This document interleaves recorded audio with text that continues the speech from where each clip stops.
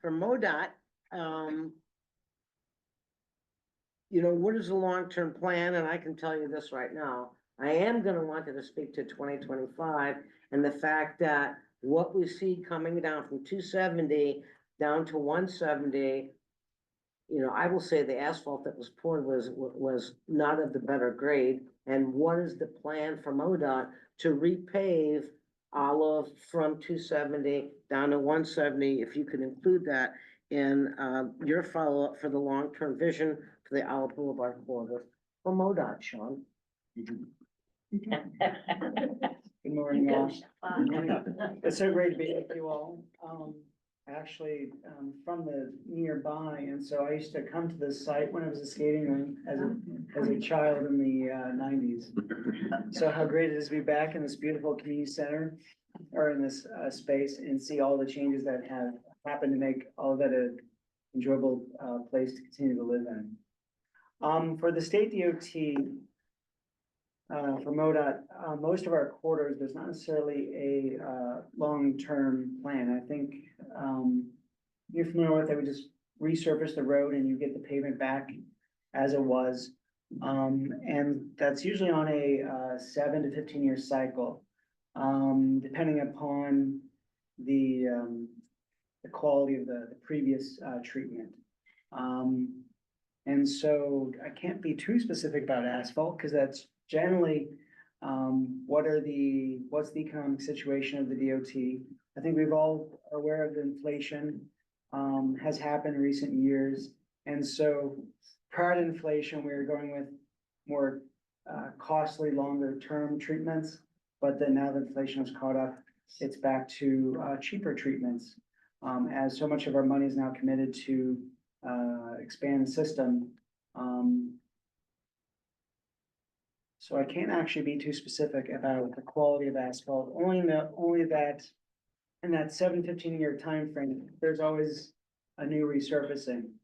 And so we have put in place in the last year a new resource about roadways like Olivet that you can make use of. That resurfacing doesn't have to necessarily be the end of your community's future for this roadway. That as a DOT, we recognize a need to make roadways contextual to adapt them to the community that they're located in. So when you heard Carlos say about 20+ years of working to move the needle on making roadways like Olive more walkable, more bikeable, easier to use, maybe the bus, and of course still operate for motorists. That term we call complete streets is 20 years old, and it's only in this past summer that we finally created a resource to allow that to happen in cooperation with communities like yours, and to even look at the future beyond just replacing the pavement. So I have hope that there is a long term, and that we're now more prepared for those conversations.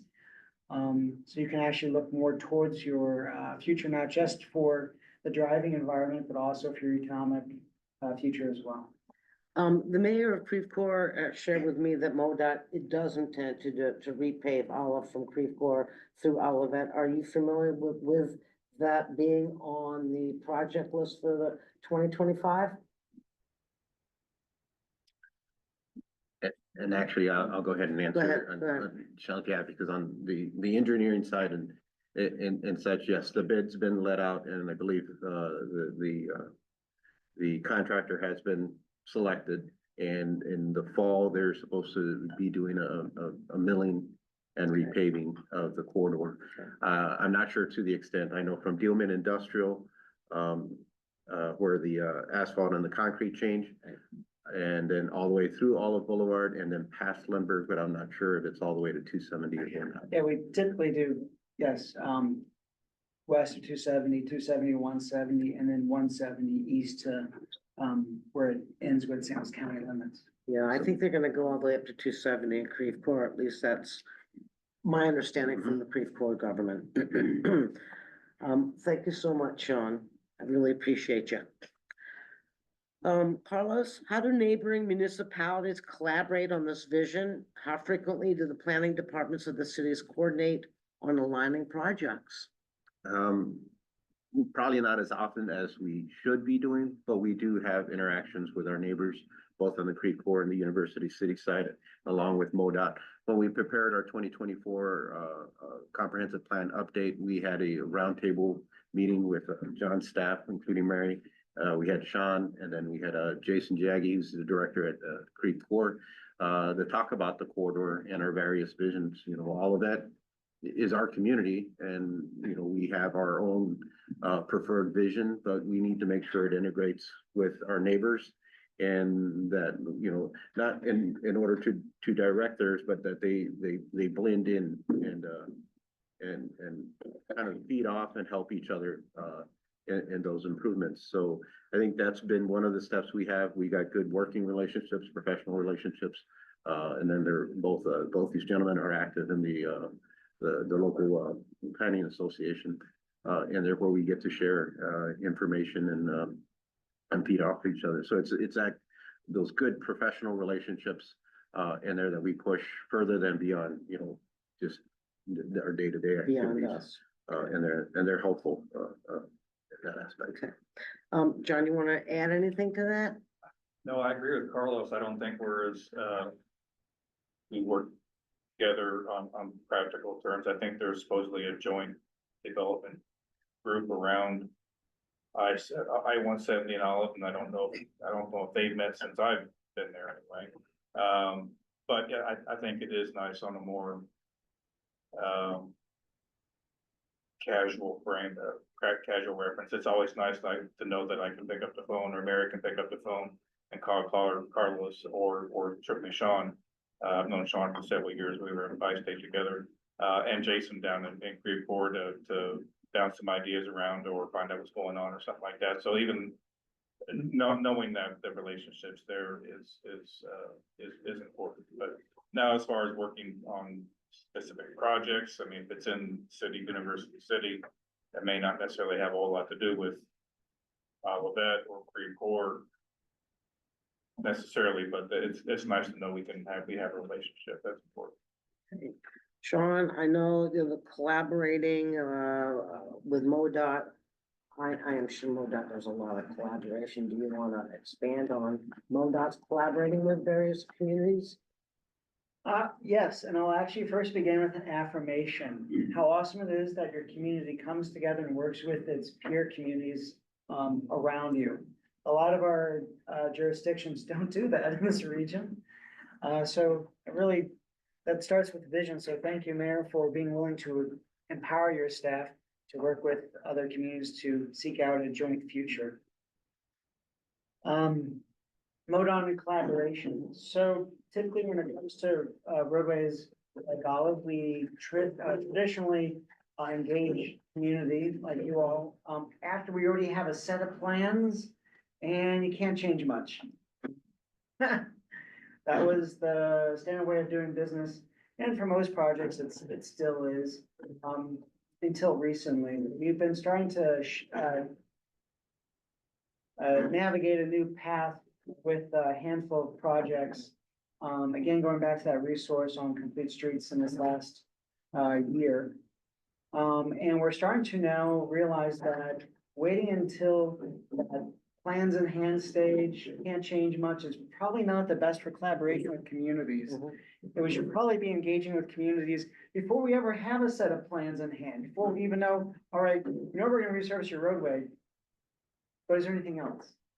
And so our new approach to collaboration is depending on this scale of the investment, will we have at least 2 rounds of engagement with community prior to that set of plans, or 3. And typically that collaboration begins with talking to the community now before talking to government staff. When we first are putting a project, where we realize we need to do a project, we need to resurface a road, but what else should we do? Saying before we ever allocate funding and fully identify the scope, that we talk to your professionals and your elected officials saying, here's something we would like to do in the coming years. are there any other things that we should consider? Should we scale up? Should we scale down? Is there anything controversial that we should probably be prepared for?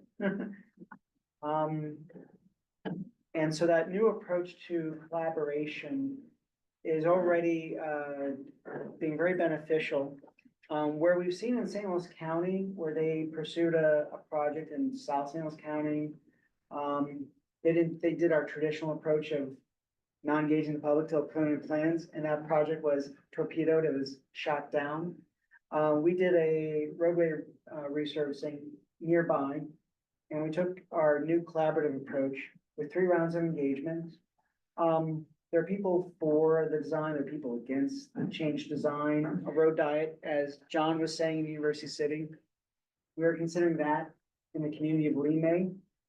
And most people were actually for it, only a few vocal were opposed to it. But by doing that in collaboration and engagement through multiple rounds, before we even had a set of plans, allowed us to mediate the controversy. And by and large, the community said, we who live here would like to see safer roadway. And so we've actually, that goes out to, will be constructed this year. And so we're actually now open to changing roadway design, engaging communities more as we're getting this more practice. So I hope that gives you hope for better cooperation from the DOT these days than the past when it was the DOT of no. I'll give you an example of what happened. The sidewalks that got rebuilt on Olive Boulevard through Olivet. That came suddenly. My recollection is it came without my knowledge. And at that time, we were looking at the potential of wires underground because per square foot, it's a lot of money.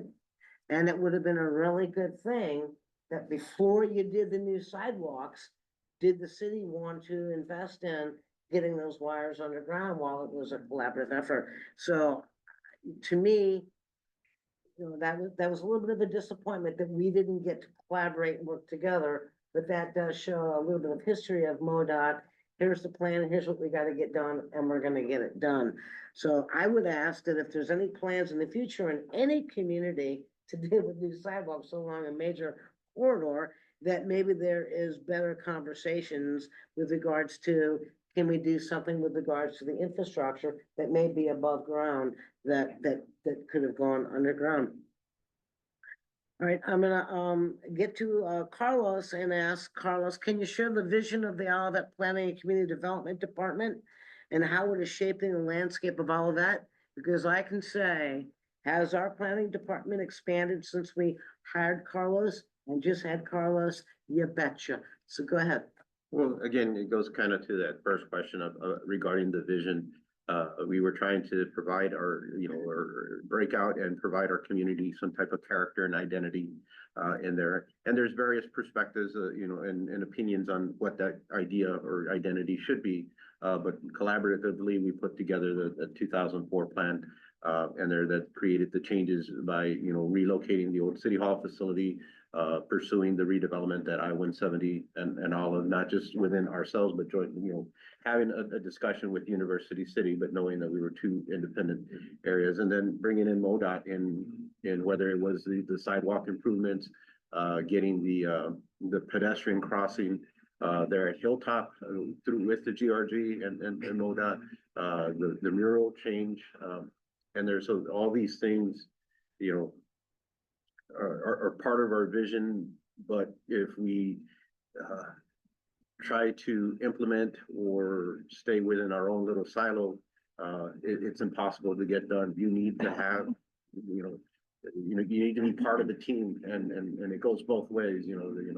Where they're working with University City, we're collaborating and working with MoDOT, and it's important. And I think that's what our vision has been. One is, bringing all of that, to the forefront, making sure that we're proud to be Olivet residents. And now, making sure that we're inclusionary and equitable in our process. When I was driving here, I was going down Page Road this morning, and it was interesting to see, and it brings that word gratitude into mind. They're placing sidewalks on Page Avenue, which, you know, 5 years ago, that was a highway in there, and you would see people kind of walking off the side roads to employment centers on the asphalt shoulders, which reflected what we used to kind of see in our Chip and community. seal, it was chip and seal. And it's great what's starting to evolve and a lot of, you know, I would advocate as a planner because of good planning. And it takes a lot of, you know, movement, and it takes a lot of time too, and you know. Sure.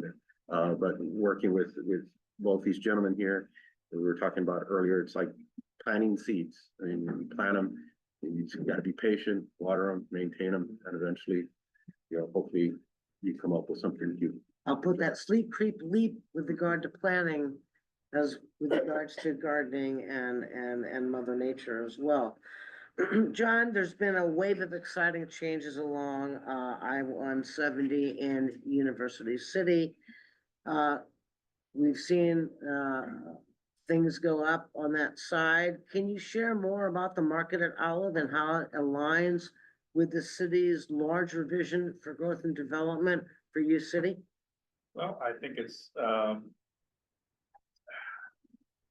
with the TIF in place, and I don't know a tremendous amount about the TIF.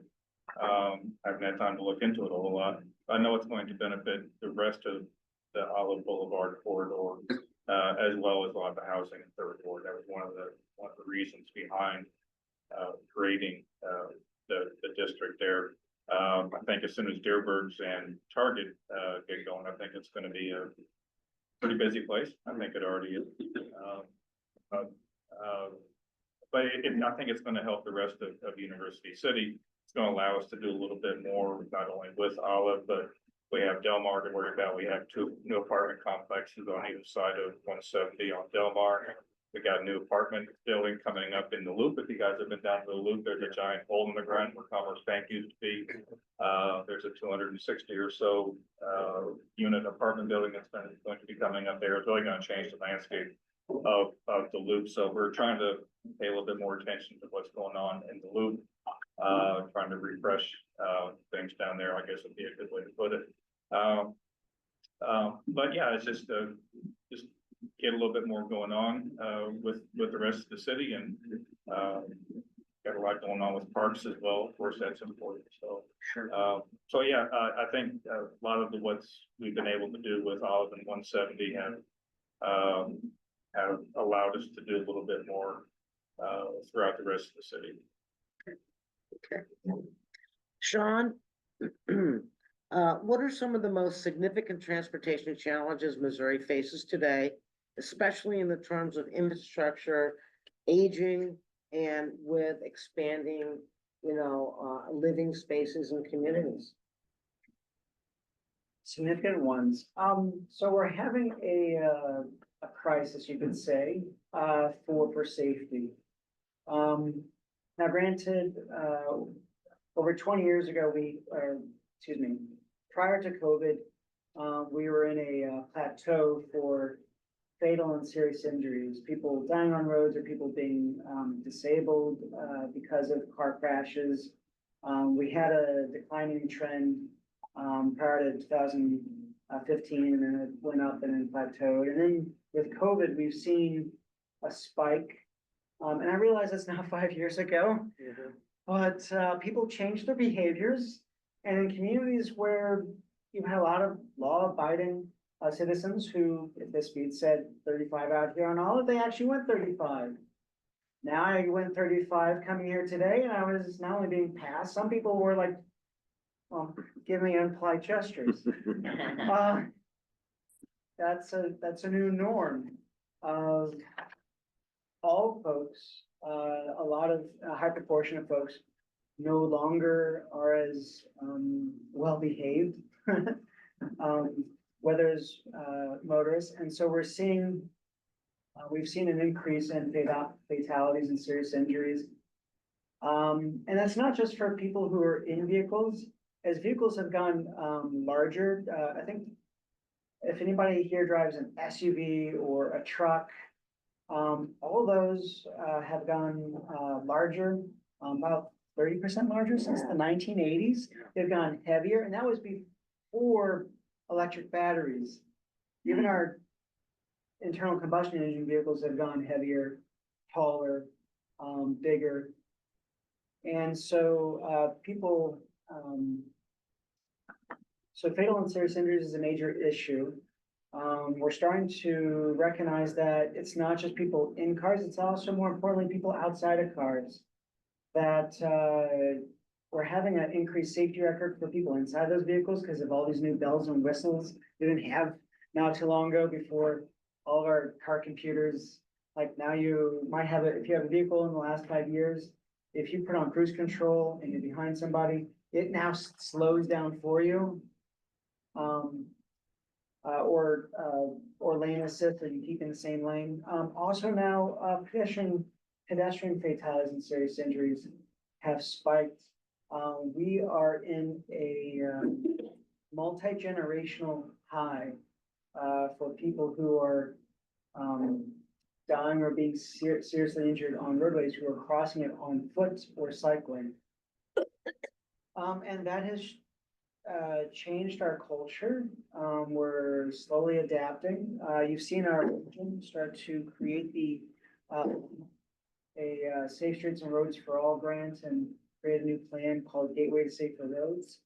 As it says that we need to reduce fatal and serious injuries across modes by 2050, reducing by 50%. That's very aggressive. And so that definitely presents us with a challenge to not just focus on the next resurfacing that is happening in this community this year and your community the next year. We're not going to make measurable progress if we always just put out the pavement as it was. So that's where we have to work with you as a community to tackle these significant challenges of adapting, responding to this changed behavior. Can I ask a question about that? So Sure. this trend is really nationwide. It's not limited just to Correct. St. Louis or to Missouri. How much can a state Department of Transportation on its own really impact this? How much can the State Department on its own really impact what Sean was just describing? Go ahead. So right now there is what we call a safety design build project where instead of designing a roadway with a community, or in the past, most of without, we perform plans internally up to that 30% stage, and then we hire a contractor that does both the construction and design, and they design and construct around in iterative fashion. And you're seeing some of the results of that right now. As I was coming here today, I saw that you already have a newer median about 2 feet wide to the east here. And then with that new median is kind of a, what color would that be? Kind of a red, we call it intersection hardening, to tell the vehicle you're turning too sharp, you know, make more of a 9-degree turn so that if there's a pedestrian there, you're not as likely to hit them. So that is more of an immediate type project where we're able to deploy something quickly.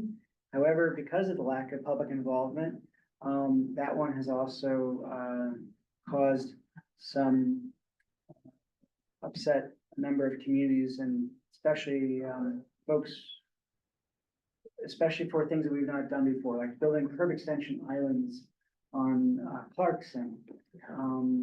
And so sometimes you can respond quickly in that case, but then that might also backfire as we're starting to go through that right now. Yeah, that's been bigger than If you news. took a question, I'm somewhat totally baffled. If you're worried about safety, we have nothing but potholes all the way here, and people are going around them or going through them, and their cars are ruined and they're hurt. Yeah. And people are hurt by swerving and stuff. The only person that talked about when Olive might be even done is Carlos. You're from MoDOT. Why aren't you telling us what's gonna happen and what's going on in Olive? It's a disgrace, So, and so, it's all through Olive. sir, we've addressed the fact that the pavement is going to be resurfaced. And We if, can't live till and the if fall. there are potholes, I will go ahead and ask a final question that I was gonna ask of you. If there are potholes along Olive, who do we contact to inform them that this is a very serious pothole and can you get to it? Because I know we've done that in the past and sometimes it takes a while. But, you know, salt and weather does sit there and destroy pavement. So what do we do if we got potholes?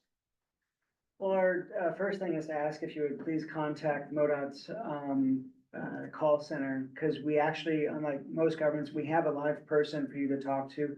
And, we have, that then, so the number is 314-275-1500. 314-275-1500 is the MoDOT phone number for us to call and report potholes. Okay? Okay? All right, thank you for that. Carlos, I wanna get back to us, to our community. Olivet's first planned development district, and you know, in 2015 is when I began to say, I want to see districts in our community as a way to begin to define the corridors among our community. And Olive Crossing is the first planned development district that we've implemented in Olivet. We just welcomed the grocery store and they joined the Clover Luxury Apartments. What other exciting additions can we expect from this development, which does aim to serve as the gateway or the welcoming entrance into Olivet? Well, there's still the, what we call Lot 3, and that's the lot on the east end of the development, right across from the Aldis, in which they'll have a 16,000 square foot multi-tenant building. And I think 2 restaurants have been identified to anchor that building along with some inline tenants. Those 2 restaurants are the Paris Baguette, which will be the first location in Missouri, and then the Brass Tap, which will be the first location also in Missouri. So we're looking forward to those 2. There's still a hotel component that is proposed to be behind where the old Office Max used to be in there, and there was some discussion about that at council last night. For more information, you can find the web link in there. And then there is an office component that would also be part of the Olive Crossing. But we all know that the office market is strange right now. Our goal within our vision was to create a mixed use type of district where you would have residents, shops, offices, work environments, all in one area, taking advantage of the interchange in there. We're still trying to pursue this as best we can, but the market is something hard to work for. Right, and so I'll save you from going back to look at last night's city council meeting and just give you a little bit of brief here. That the hotel, while we, in the Gateway District, there are measurables of where they can go and up to so much height. And they could ask for additional height if it was necessary above and beyond what is our typical limitations. The hotel will not, according to the developer last night, will not be a 5-story hotel. It will be a 4-story hotel. And the developer may wish to come back and present to the council a different consideration versus the business building and the garage that would house the cars in the office business building, to potentially being a retail, staying one level and taking that lot to provide additional amenities that the families in Olivet could enjoy. So it is this and or that, you know, given the market, given the climate today. And, you know, the pandemic really, I'm gonna say, did a major shift in our region with regards to, you know, office space, businesses investing. And when a business wants to come here they want to look at the 30-year plan. So, you know, where are you at? What's the ability to work with your government? What's the manpower of people? What is your public safety? What are your schools? And sometimes right now, the Midwest is not where businesses want to expand, like Benson Hill just did across the street quite a few years ago. So, you know, that we'll see what will happen. You can always watch a city council meeting and or attend a city council meeting and continue to watch what is the potential for down at, I-170 in our corridor. Carlos, I wanna stick with you for a minute with regards to, we did just deal with a new comp plan, an updated plan. And in that plan, some of the things that the people felt were important now were not identified in the original 2006 plan. Those folks wanted what we see today, which is new community center, new government center, grocery stores, improvements to our parks, additional living spaces, and a lot of that plan's been done. And with this new plan, Carlos, what steps is the city taking to balance new housing development with preserving the character of established neighborhoods? That was an important take back from the interaction in the new comp plan. I think for us, it furthers a lot of the things that we had already put and implemented in changing some of our zoning requirements, putting buildings closer to the street, you know, and there, I would recognize there's probably 20 different opinions on how close those buildings should be to the street, but it is a good planning component of utilizing the spaces you have. Similar to U-City, our depths are not that deep along the corridor. So we need to take advantage of that. And in that, you know, looking at Sean and from his planning background, if you get buildings by the street, you start to create a space as opposed to what we did in the past. Nothing wrong with that. It was just a different mindset at the time of if you start putting buildings further back, then you get parking lots in the front, and then you really get a roadway that is, you know, independent and by itself. As you start bringing activity closer to the roadway, people become more cognizant in there. And it is a slow thing, and a slow transition. I know right now, as you were talking about the speeds on there, but as people start to see more activity and they become more cognizant of what's going on, and the multimodals of uses that could happen on a highway, you'll start to see change, but it doesn't happen overnight. In there, as John talked about the road diet, you know, on the U-City side, you know, that starts to give our corridor some character, and it also makes that unique, and then people start to slow down, look around, and we can't do a lot of these things without feeding them to Sean. Sean works with a, you know, hardline engineering type of facility. They're, you know, one of their, not their priorities or goals, but it's about vehicle movement. And, you know, through Sean's effort and as a planner, he's pushing that, you know, we need to break out of that and look at things beyond just the movement of vehicles. So like in our case with the 2024 plan, we also adopted a corridor plan for the Olive Boulevard corridor. We work closely with MoDOT and Sean in there, but it starts taking a look at, you know, ways to get people across the street to interconnect our community. We wouldn't be able to do that without the Olive Crossing development, which helped pay for the Hilltop Crossing and the GRG extension.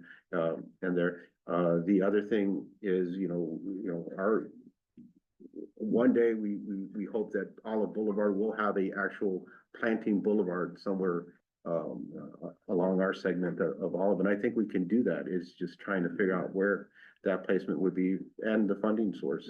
And again, I think through MoDOT it's become more flexible to get those ideas at least taken into account. So Yeah, we were very lucky quite a few years ago with the improvements of sidewalks and lighting down in the northeast quadrant of our community when that was a focus, and that was, you know, funding access for the communities.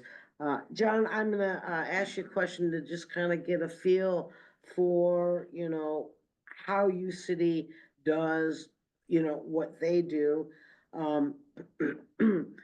How does University City engage with the residents and local stakeholders when planning new development or changes in your zoning?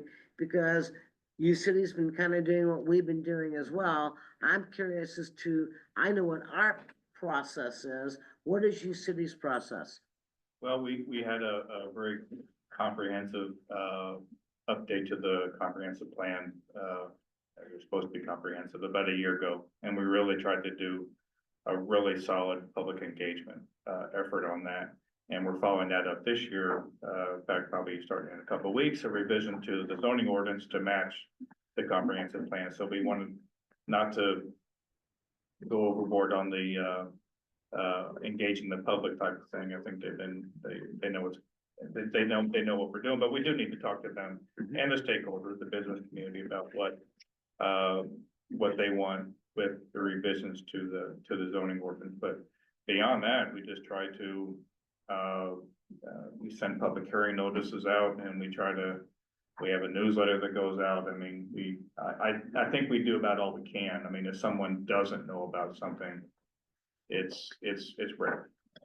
Do you have a communications director in University City that helps to try to push things out and Oh, yeah. inform the community? Absolutely. Yeah, yeah. Yeah, in fact, they were meeting this morning, Okay. right now to, the news team, so we go through every department and say, okay, what are you guys working on this week that at least is a public facing sort of issue, so. Yeah, I mean, I'm sure there are times when people will say, what do you mean? I didn't know about that. Well, but it's pretty rare these days between cell phones, the internet, and just good old fashioned picking up the phone and calling somebody about something. Okay, all right, because this got recorded a little bit later and we had started this process, I am going to again provide information about Carlos, about John Wagner, and about Sean Tooley, and then I'm gonna open this up for public conversation, because I believe their credentials are important, and if people are gonna come back to this and watch this, I want them to know who these folks are. So Carlos Trejo is the Planning and Community Development Director for the City of Olivet. He's a graduate of the University of Wisconsin-Milwaukee School of Architecture and Urban Planning. Carlos earned his bachelor's degree in architecture in 1992 with a minor in geographic information systems. He continued his education, earning dual master degrees in architecture and urban planning in 1995. During his final year of studies, he served as the planning and zoning administrator in Muskego, Wisconsin from 1994 to 1998. Carlos received his AICP certification in 1998 and moved to Creve Coeur, Missouri, where he worked as an assistant planner from 1998 to 2001 in Creve Coeur. And in 2001, Carlos became our city planner and continues that role as a full-time city planner with an expanded staff that is exciting for me, because planning is the most important thing for any city. Throughout his tenure, Carlos has played a key role in advancing all of its planning initiatives, including facilitating of two comp plans, one that was adopted in 2006 and the most recent one in 2024. John Wagner serves as the Director of Planning and Development for University City. He previously worked at the Missouri Foundation for Health and Bi-State Development, contributing to research initiatives and the Metro Economic Development Department. Sean Tooley is also an AICP. He is a transportation planner at MoDOT. He is with the St. Louis District. He facilitates decision-making on long-term capital investments, including coordinating with regional long-range transportation plans. He conducts project-level planning, environmental, and also the corridor studies, leads special planning initiatives, facilitates multimodal incorporation, and supports agency investment to benefit public safety, health, and quality of life in the communities. So with that, I will open this up for anyone that may have a question. Go ahead. More immediate issue is with the development of the markets at Olive and Costco and the transportation. How do we avoid, I mean, right now with Costco, the traffic has gotten kind of interesting, shall we say. And now that Target's going in, Deerberg is going in, what are the strategies that are in place to do what, so we don't get into a Brentwood Or Manchester. promenade kind of thing? What's being done? Is there planning and all of that? Yeah, I'll take a stab at that first, and I'll plead a little bit of ignorance, and I don't know, before I started just before they started building Costco, so the whole thing. And COVID kind of took its toll on that development as well. It was gonna be a hotel and all kinds of other stuff, but now it's obviously not. If I have fielded a few calls about, okay, the traffic's gonna get nuts out there, what are you gonna do? I think we need to be able to adapt along with Sean and the county, because the county is Woodson and McKnight.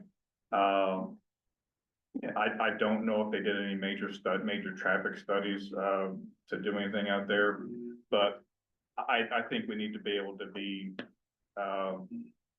adaptable. I mean, if something does come up and is a consistent problem, we need to be able to say, okay, that's a problem, how are we gonna fix that?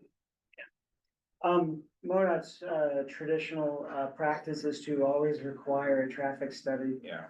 especially for, well, even if you're doing a small development. Some communities tell us that's a burden. So this one definitely had a traffic study. With those, we look 20 years into the future and we try to resize the roadway, add turn lanes, change signal timing to, be adaptive to those large developments, and be prepared for them. So I was not a Costco member until, that one got built, cause I live like just near downtown. So all the other ones being out past 141 are too far, but yeah, right? But then all my family who already lives out in the far suburbs said you have to become one, so I go there, at least once to maybe 3 times a month, depends on if I can make it with the gas. But, I do notice what you meant by it is interesting traffic patterns. It seems like the road rage really comes out to try and get there as soon as possible. And it seems like, especially for folks who want to get their gas. I think they've done between making the ride in, ride out only and all this kind of stuff and making some traffic go back out to McKnight or Woodson. Yeah, additional that kind of thing. entrances and I exits. think they've done, of course, I'm not an engineer, and Sean's the traffic person, but I think they've done pretty much all they can to make it as smooth as possible. Like I said, if anything starts showing up that is something that we can take care of, I hope we can address that at the time. Yeah, I think right now they typically have 2 ways in. You could either go down and make that turn off of Woodson and then come back in. I'm curious as to, I don't know, but were there gonna be 3? Because, would there be an entrance that they could access off a page, given that development is gonna happen? Okay. But the extra, when we see Target and Deerberg's open, you now then gain 2 additional, you then gain that additional, access from, Woodson? Woodson. Because this one's worse and I always used to get those mixed up. And it's just encouraging that we have, connectivity, that we have duplicity in our road network to have multiple opportunities to access the site. It's the same issue with Forest Park, and they always ask people to please take a different exit besides Hampton to get in. Yeah. So, fortunately, there are other ways in, and especially in the future. So if there are issues with, folks who, would like to have a different opportunity, then when there's additional access open, just encourage folks to try those other, ways. Just some background history Sure. too, Mayor, on that.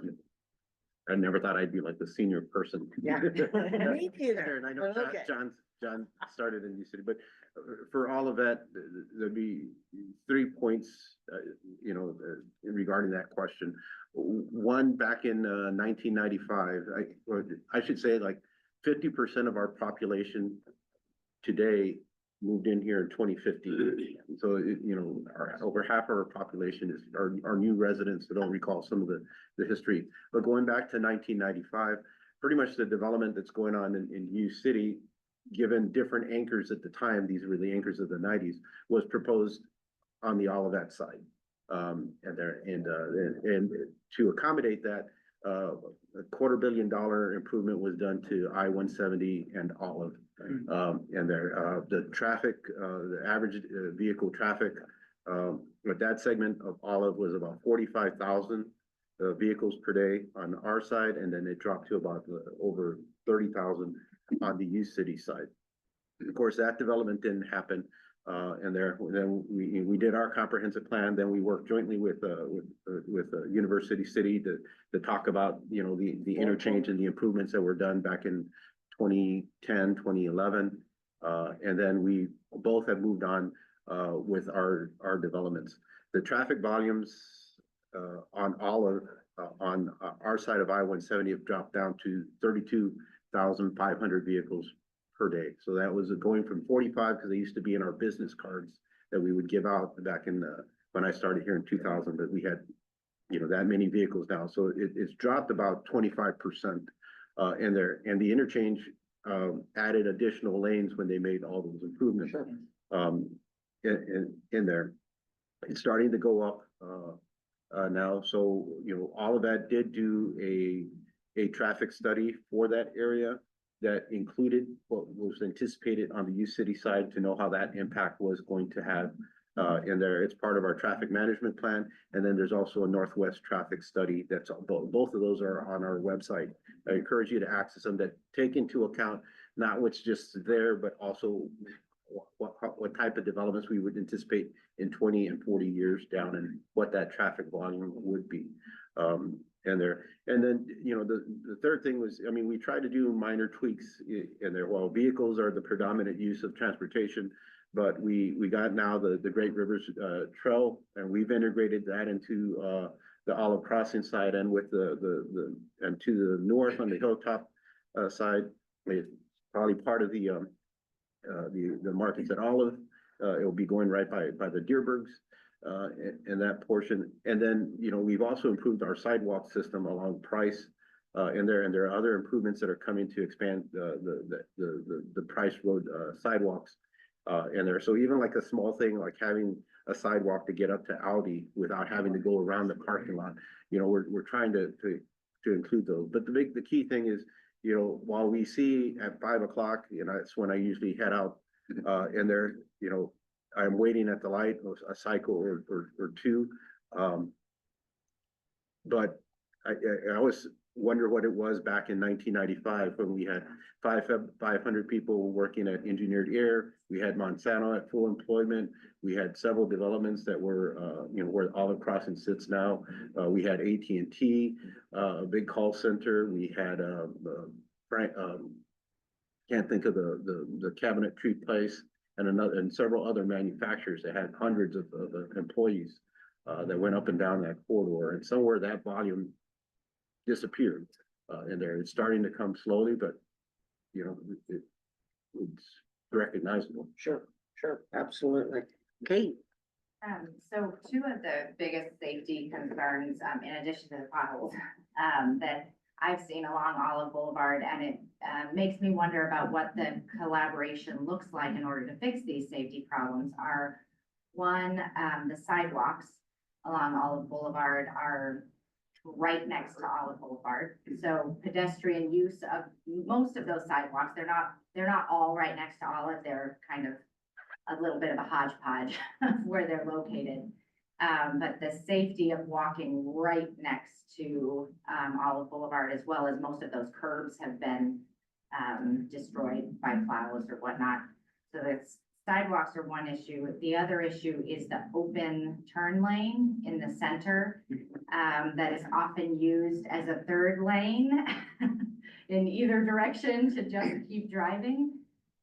So curious about ideas, solutions to fix the safety concerns around that open center lane and the degrading sidewalks. So the safety, the concern of the center lanes, and Carl briefly did mention, you know, the planners, hopefully, you know, the planners in the center would kind of slow that down. But go ahead and answer that. Yeah, so and you said there was three things because of the potholes. And I should apologize to the gentleman asking why am I not more involved in the researching of the roadway. As a planner, I'm usually the beyond 5 years timeframe. So more that we, in planning, we're on the front end of the business, so we allocate the money, we will, work with local governments to say, when we should do that project. And increasingly work with local government to say, what should we change about that roadway? Whereas in the back end of the organization is the one that actually constructs. So I'm sorry I was not able to, be more informed for your question about potholes. But you did give the phone number. That's All right. How you gonna phone, Missy? How are you gonna phone that there's a pothole everywhere from, old, what is it? There's a lot more in Creve One Court by- than the whole From event, yeah. Schnucks to 170 is a disgrace. Yeah, Schnucks is part of All Creve the Court, way. right. Schnucks is And, part, And I don't know who handles Warson, but the corner of Warson and Olive is and I don't care which side you're coming from, is a disgrace. An absolute disgrace that people aren't dying like crazy because of all those potholes. yeah, Warson is St. And- Louis County. I just wanna finish one other thing. The red new medians that you put in, if you think it's for safety, it's gonna cause more accidents because you used to be able to make from Dealman onto Olive going west into the left-hand lane. Now you have to swing so far, you have to go into the right-hand lane. And all the people that are coming the other way and think that they can make a turn on the red are coming into that right-hand lane, you're gonna have more accidents. And then they're So, turning, they're horrible at both Dealman and Price. and they're turning on the red, Yeah, of course, product they on the have road. to, because if it sticks out so far. Right, Well, right. The dumbest thing I've ever seen. Okay, let us respond, okay? Yeah, so, Sidewalks. so we're back to sidewalks. Yeah. Yeah, the traditional is, putting the sidewalks next to the street, I recognize, yes, that is stressful. It's also common practice, based on where the right of way line is. Cause, to move the sidewalk further in, you either have to take away, roadway width for the motorists, which we're increasingly doing. yeah, we are We doing. traditionally have 12 feet lanes, on roadways like Olive throughout, the region. When they used to be wider. In the, yeah, it used to be wider. That was a trend going back to the 60s. We're now actually narrowing those lanes on, I'm not sure about Olive, but on other roadways, as we're doing this new practice, we're now going to 11 feet or 10.5, which is causing more people to slow down. So it is having benefit. So that's one option to give more space from the sidewalk. The other option is to have to work with the local community to actually, buy right of way. Even if it's just a foot or two, from property owners, it's a very difficult and tricky situation to buy that right of way. Because any one property owner can try and kill the whole thing.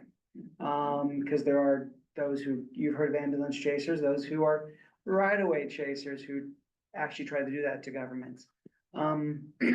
So there is a real challenge in trying to just acquire even a few feet to move that sidewalk. So it is possible, it just gets trickier if you involve. And the city did experience a difficulty when we wanted to deal with the improvements on Old Bottom Boulevard and the sidewalks there. It does cost money. It does cost controversial positions of people and progress. With progress is change. Changes always happen. And I, having lived through that difficult time of almost losing the federal funding because we were this close to, you got to have this, set and ready to go. That right away and the purchase of, very little can be very, very difficult. And with limited funding now, it's where are we gonna take our dollars and what are we gonna do with our dollars? And when you have legislation saying, let's give more tax breaks, it begins to impact every level of every program that Missouri has to offer the communities. Mayor, on that, and just Kate's aware, you're one of the new 2015 residents. So, since our initial plan in 2004, I think we've closed over 15 aprons on Olive. And we've also acquired probably about 8 cross-access easements between developments. And we've experimented with 2 different forms on the north and south side of Olive. On the north side of Olive, where there are minimal utilities, in there, we've experimented with the wider, it's a 13-foot wide sidewalk in front of the Oliver. In there, because it's easier to do and it provides ample room, in there. On the south side, because of the utility poles, and there's a lot of fiber optics that run in there, we've moved the sidewalk further away from that curve. In there, and been kind of observing how the 2 work. In there, and it wasn't an initial design through us. The GRG came up with the concept when they did the interchange improvements back in 2004 or 8. So we've been trying to look at that, and the only way we can do that is we work with MoDOT to utilize the remaining part of the right of way. So that sidewalk in front of the Oliver are 13 feet of MoDOT jurisdiction, that instead of having another lane, we put in a wider sidewalk to do the acquisition. And we looked at that, about on there. Unfortunately, our depths along the commercial depth along Olive is extremely shallow, and trying to take an extra foot, well, it's on simple. It does have a big impact on how everything else is set, especially like at Olive at Center, where the former Party City and now the Dance Academy is at. That's an area we've been working with them in terms of sometime down the future to realign some of their aprons and then reverse the sidewalk and the plantings that they have in there. But we're cognizant, I know it's not a perfect solution, but it's moving to recognizing the concerns about pedestrian traffic, along, and it's a 35-mile-per-hour roadway. As you get past Warson, it jumps up to 40, but taking advantage of that difference. And with Price Crossing, you have greenery, sidewalk, and then greenery before you're at it. So where it can be done, where it has been done, thankfully, with good development plans and funding, it has allowed for green space, sidewalk, green space, but it's not always possible. Back in the beginning of my day, people were screaming about walkability. They didn't care about it. They didn't care about sidewalks. I mean, it really is a true flip from what I heard in 2001, 2, 3, and what, is important to our community today. Walking, health, being out there, being involved, it's been a wonderful transition and change, and perspective. Is there anyone else that has? Go ahead. I live on Castlegate, and, just around the corner on Dillman, you got all those logs, landscape logs, whatever they're called. They're deteriorating for years, and children play, and there are others that walk the babies and whatever up and down Dillman, and, you can see how it's something could be a hazard for those that are walking, especially the children. So, is anything Olivet can do for it? This is just across the way from your area. I can answer that. Yeah, but let me ask you, let me get a little clarity. And Are you talking about the retaining wall that's on Dillman? Yeah. That is part of your development? Yeah. Okay, boy, I could answer that one too. Sure. Trustees have no answer when a group that talked to them about the concern. So what is it that? I almost brought that up to you 2 weeks I ago. think it was prior to both either Yes. you serving as a council member. No, it was and after, I- because I was involved as a trustee with that development. But Correct. Go ahead, yeah. Yeah, so there was a decision to save a tree along that roadway. And that roadway is actually the jurisdiction of St. Louis County. And again, I think it was a good attempt, but probably a not well thought out decision of trying to save that tree and put, a log retaining wall along there. Ultimately, it was part of the Castlegate development, and our inspectors have had some discussions with the trustees about, it's starting to wear. And when county did the improvements, they ignored it completely and didn't touch it. I'm sure Castlegate has no intentions to maintain that wall. in there, and I think we're gonna come to, somewhere where both the community and Castlegate are gonna have to make a decision of, either that wall gets redone or the tree gets removed, unfortunately. And they're probably not the best location to have a tree planted right there by the power lines and so close to the right of way. And it's kind of, because the way Castlegate is developed, it's behind you, it's not in your front door or your front view. All the activity takes place in Castlegate and I forgot the other smaller street in there. So, it doesn't have a major impact to you, but if you're driving up and down Gilman, you'll see it. And you're seeing that that retaining wall, it's probably gone beyond needing TLC. A decision needs to be made about that. And you got 3 different groups all kind of looking at each other. County, Castlegate, and then the city. As Natalie Circle. And yes, at the beginning of that project, which I'm heavily involved with, because our subdivision, Indian Meadows, owned the rights to that land, and under the indentures and creating Indian Meadows, they said, if you're gonna create a large subdivision, you have to have a school. And so that initially was Dealman School.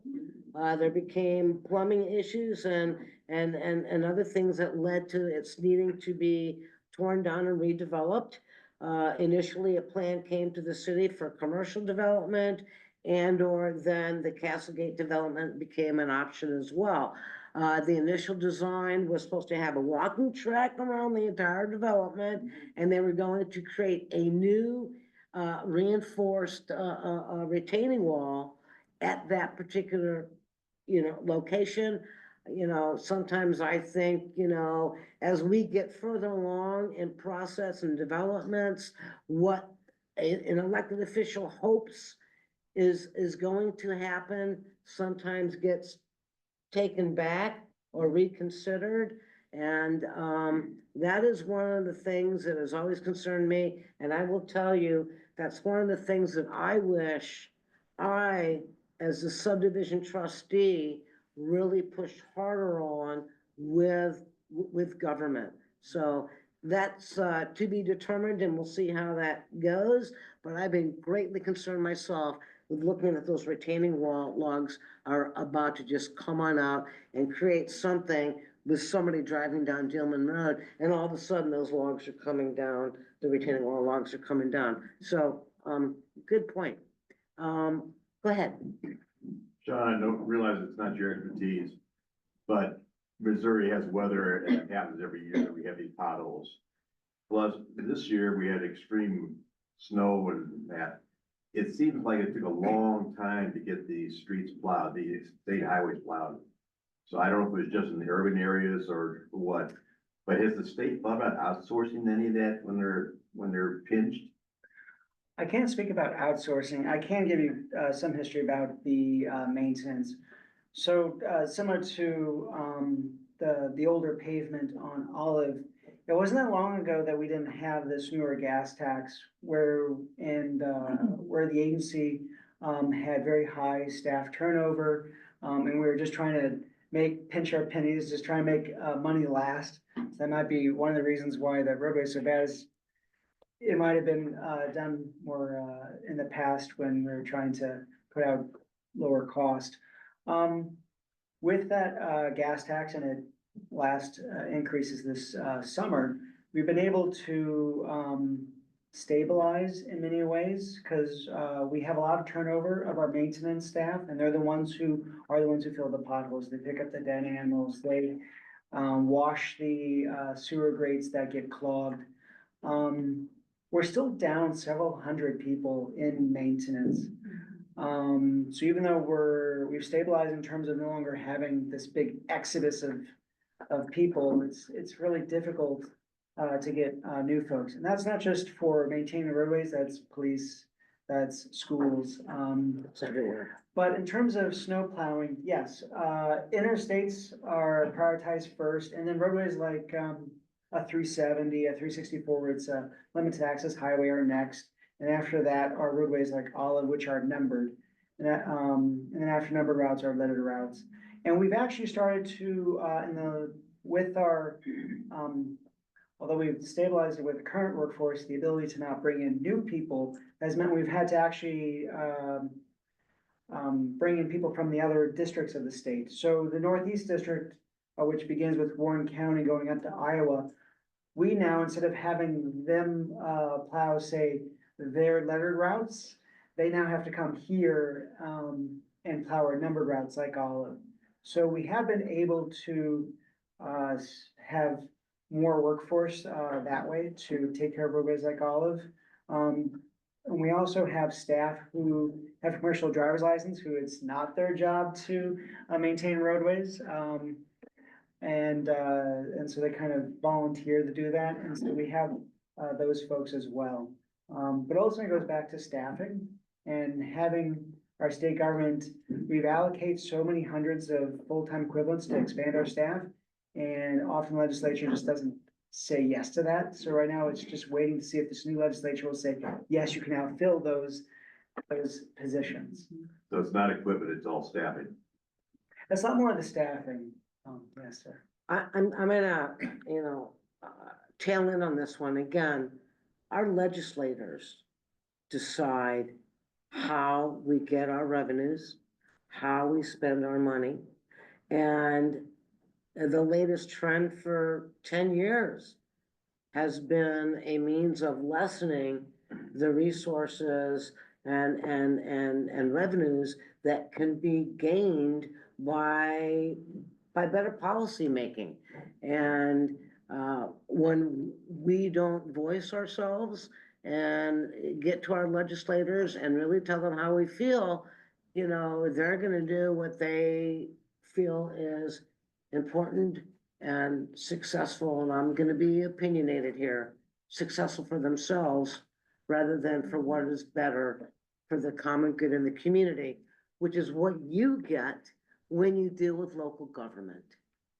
Okay, that's why I stay here, and I don't go up to the battles of losing because I would be in the minority.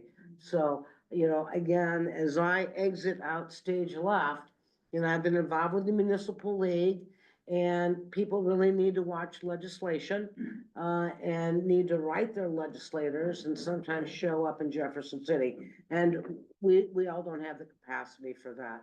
And as you know, back in 2005 and 6, when we had people in our community that did not want to do the expansion of I-170, we had the largest turnout of public input that influenced and changed the decision to give money to Jefferson County for Highway DD and take that money away from us.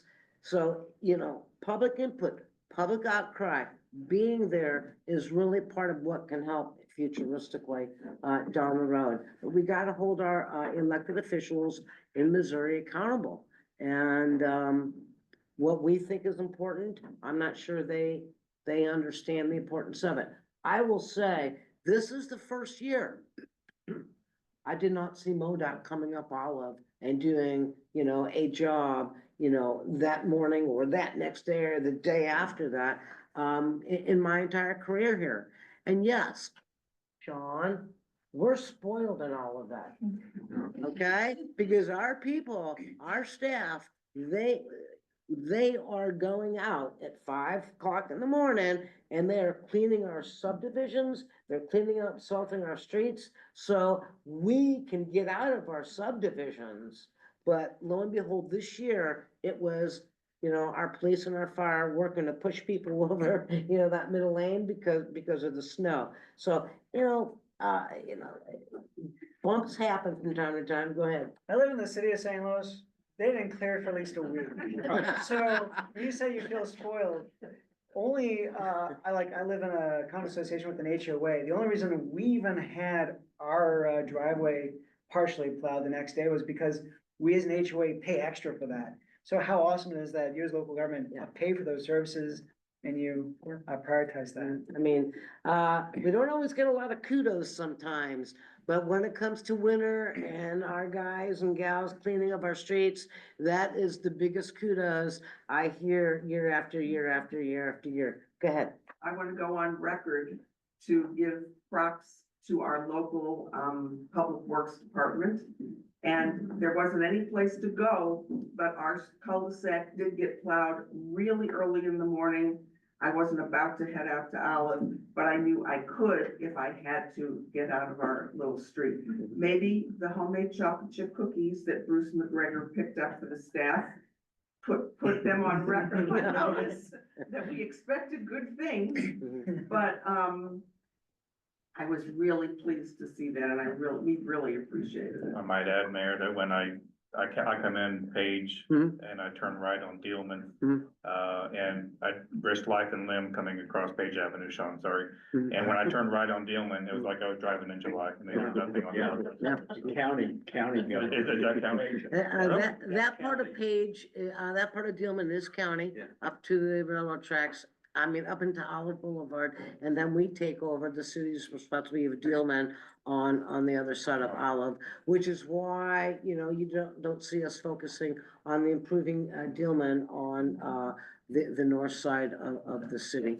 So kudos to the county, I guess, for that. Yeah. Yeah, yeah, sorry about that, but, you know, sometimes our legislators need to hear that, and maybe they'll give you back some money, you know?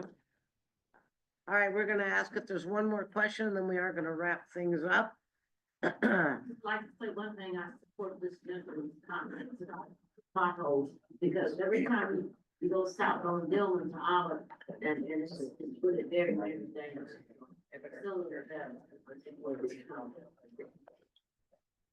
All right, so again, I'm gonna have Sean share the phone number that you would call to report potholes. Get your phones together, or get your piece of paper, whatever you need, and get ready. Sean, that phone number again, Is again 314-275-1500. 314-275-1500. All You will right, get a live person. just like you do in the city of Olivet. All right, thank you all so much for coming. Appreciate you. Next month, it's your city council.